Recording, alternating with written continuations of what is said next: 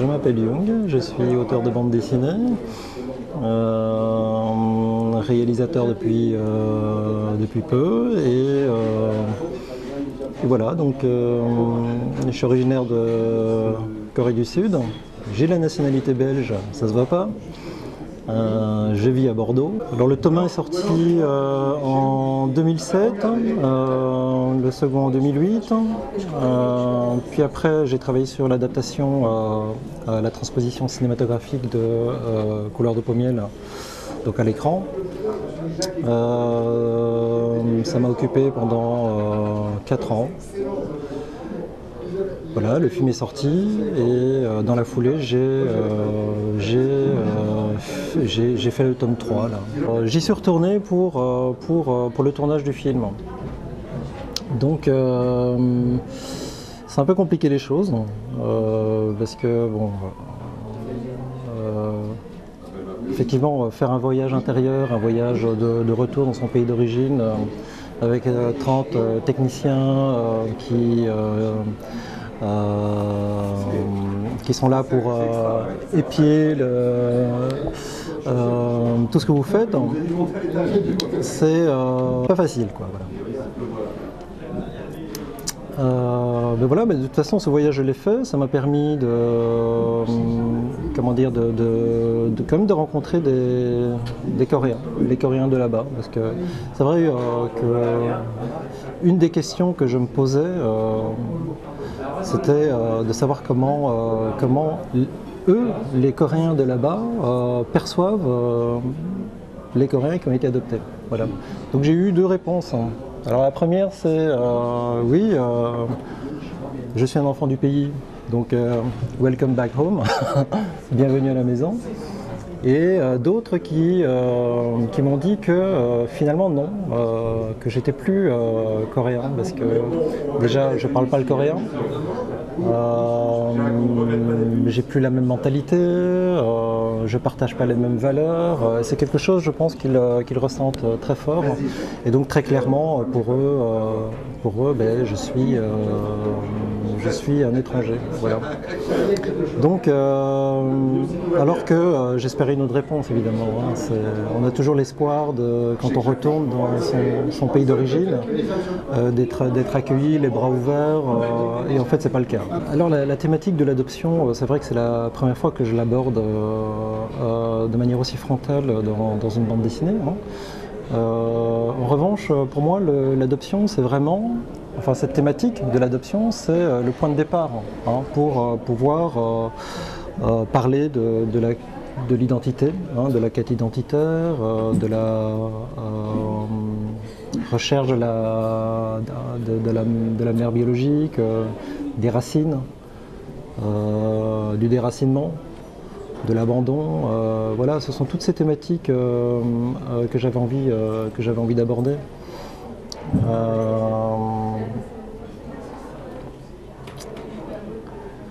Je pense qu'il y a très clairement dans mon travail une démarche thérapeutique, hein, peut-être, hein. Donc, il se trouve que depuis que j'ai commencé à faire de la bande dessinée, j'ai toujours abordé toutes ces thématiques qui sont finalement très liées à mon histoire personnelle. Alors ma première bande dessinée, déjà c'était dans Spirou, hein, c'était 2 pages pour le spécial Noël. Et donc le rédacteur en chef m'avait commandé 2 pages. C'était ma première bande dessinée publiée, je devais avoir 20 ans. Et c'est l'histoire d'un Coréen, un jeune Coréen qui vit au Japon, hein, et il est poursuivi par des gamins, des Japonais, et il lui lance une pierre, puis il tombe, donc l'enfant coréen tombe, et bon, c'est en hiver, donc il y a de la neige, donc il y a un côté très comment dire,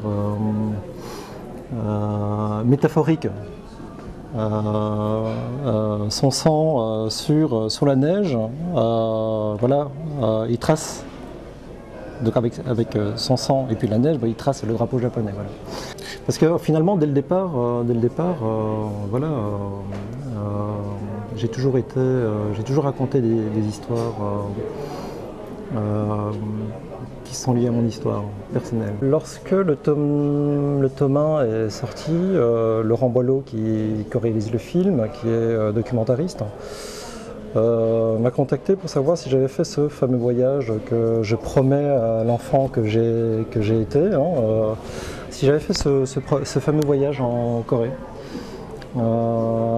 Et comme je ne l'avais pas fait, il m'a proposé de me suivre là-bas, mais dans le cadre d'un documentaire pour la télévision.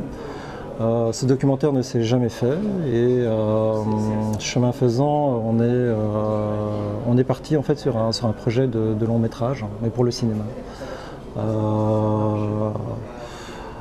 Voilà, donc le projet est né comme ça.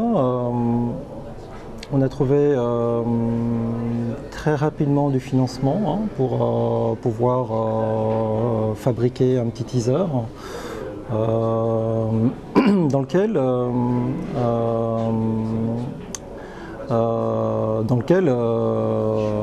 on montre bien quel genre de film on voulait faire, c'est-à-dire un mélange d'animation et de prise de vue réelle. Donc, on était très clairement déjà dans l'hybride à ce moment-là. Et ce projet, donc une fois le teaser, une fois le teaser terminé, on l'a posté sur Internet.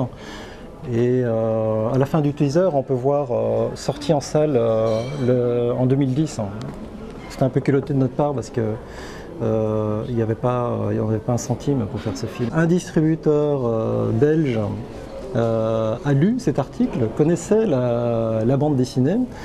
Et donc dans la foulée, la distributrice a contacté notre producteur en lui disant je veux distribuer ce film en Belgique. 7 régions ont décidé de soutenir ce film, ce qui est particulier parce que en général il y a toujours 1 ou 2 régions. Là on en a eu 7. Donc voilà, c'est essentiellement, je dirais, c'est essentiellement du financement public. Donc vos impôts qui sont passés, mais bon, je pense que ça en valait la peine, parce que je suis plutôt content du résultat. L'idée n'était pas de faire une transposition littérale de la bande dessinée, parce que dans la bande dessinée, il y a différentes couches narratives. Voilà, et difficilement transposables à l'écran. Donc dès le départ on s'est dit non, on va pas faire une adaptation littérale, on va faire autre chose. Moi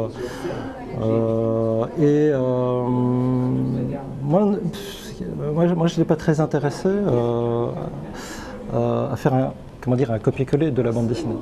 Voilà. Je trouvais beaucoup plus intéressant aussi de faire autre chose, de proposer autre chose.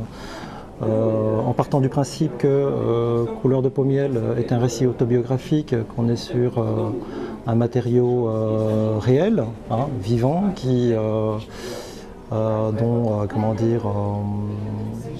n'est pas figé, qui évolue,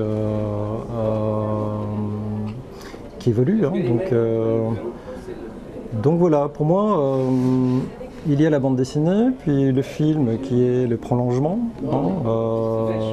des 2 premiers volumes, et le 3e volume qui est quelque part un prolongement des 2 premiers volumes et du film. Moi je pense que on peut très bien voir le film sans lire les bandes dessinées, on peut très bien lire le tome 2 sans lire le premier et le 3e.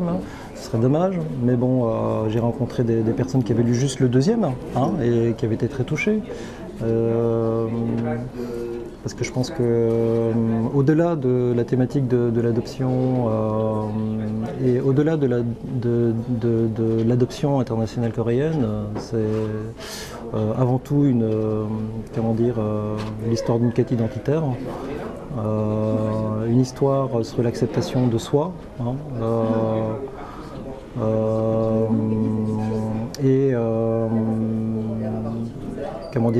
C'est une histoire aussi de reconstruction, et très clairement une histoire de résilience qui est la mienne. Et je pense que voilà, c'est un sujet qui est universel. Et c'est ce qui m'intéressait en fait dans cette autobiographie, c'est aller au-delà, je veux dire, de mon histoire personnelle. Et moi je me suis fixé vraiment qu'une seule contrainte, c'est d'essayer d'éviter de tomber dans le misérabilisme. Voilà. Ça pour moi c'était très important parce que on me dit souvent oui tu as eu beaucoup de courage, etc. Moi je leur dis ben non, c'était juste un besoin quoi. Donc moi je l'ai fait d'abord pour moi parce que j'avais besoin de le faire et puis je n'avais pas conscience en le faisant et heureusement hein, peut-être de l'utilité de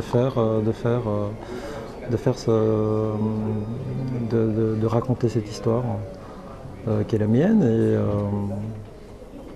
beaucoup d'adoptés me contactent pour me dire que voilà, pour eux c'est un récit miroir hein, qui fait écho à leur propre histoire. Et ils me disent souvent ben, finalement c'est vraiment bien parce que souvent ils pensent qu'ils sont isolés. Et c'est pas évident finalement d'expliquer à ses parents adoptifs toutes ces choses qui peuvent paraître un peu abstraites. Hein. Et là, d'abord parce que j'ai eu besoin de le faire d'abord pour moi-même, mettre des mots, des images sur des états d'âme ou une souffrance hein, tout simplement. C'est vachement important de pouvoir le faire. Et en tout cas moi, ça m'a permis de reconstruire ce fil qui a été à un moment donné interrompu. Hein. Et je l'ai fait il y a très clairement, oui, une dimension thérapeutique dans le travail que je fais. Hein. J'ai tourné une page, mais j'ai pas fermé le livre. Hein. Donc peut-être que dans 10 ans je reprendrai, j'aurai peut-être des choses encore à raconter, donc je ne ferme aucune porte et mon éditeur, pareil, il est dans la même démarche, hein, c'est-à-dire là tout de suite, il n'y a aucun intérêt à faire un 4e volume, mais pourquoi pas dans quelques années, si effectivement il y a encore des choses à dire, voilà, on ne se ferme pas définitivement. En tout cas, rien n'est figé. Voilà. Et là, actuellement, je travaille sur un nouveau projet, qui est un projet d'un roman graphique de 500 pages. Voilà. Donc je travaille là-dessus. Alors, c'est vrai que on ferme pas complètement, comment dire, on ne tourne pas complètement la page, parce que de toute façon, je continuerai encore à aborder les mêmes thématiques. Voilà. C'est une histoire de résilience, sauf que c'est pas une histoire, c'est 3 histoires. Et c'est 3 destins qui se croisent. Je travaille aussi sur un script d'un nouveau long métrage que j'aimerais faire. Ma femme me dit que je suis égocentrique. J'essaye déjà de m'occuper de moi. Et c'est déjà assez compliqué comme ça. Tu aimerais comprendre ton propre style. Et je pense que si tout le monde faisait pareil, ce serait peut-être bien, quoi, tu vois. D'abord, essayer de s'auto-analyser avant de s'occuper des autres. Hein. Et du coup, ben voilà, je pense que lorsqu'on est bien avec soi-même, on peut être bien avec les autres. Bon, tout ça, ce sont des paroles. Hein. Voilà. Donc, ma femme, elle me dit souvent que je suis quelqu'un d'égocentrique et qui. Mais bon, voilà, peut-être parce que je suis encore en auto-analyse.